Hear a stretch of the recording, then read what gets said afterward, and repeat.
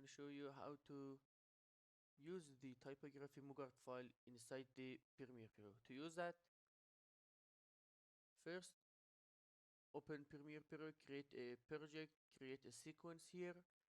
Then if you don't see the essential graphic here, go to Window and this essential graphics. Click it to open the panel here. To import the Mogrt files inside the essential graphic, you can simply click here to install motion graphic template, or select all the Mogrt files or which one you want and drag and drop into essential graphic from the file explorer of your computer. Now let's choose this one, click drag and drop to your sequence, and let's see the animation here.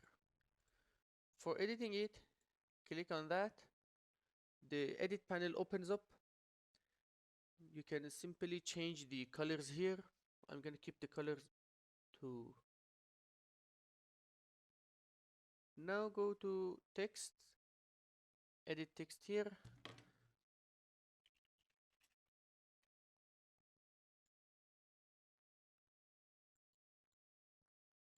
all caps. No, no, no, no, no, no, no. Just this one. Yep. Now in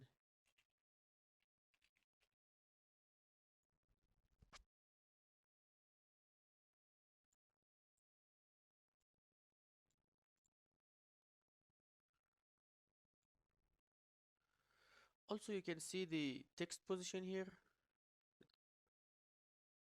and the overall scale and the position of all it, and you can see the background opacity if you want to use it and like an overlay on a video or on an image. You can simply turn off the background. We're gonna keep it. After you edit all the settings, you can simply control the duration here by dragging the end of the Mogrt file, and see nothing gonna interrupt the animation. The animation gonna stay the same. That's it for this Mogrt files. You can choose anyone you want, and hope you enjoy, and thank you for watching.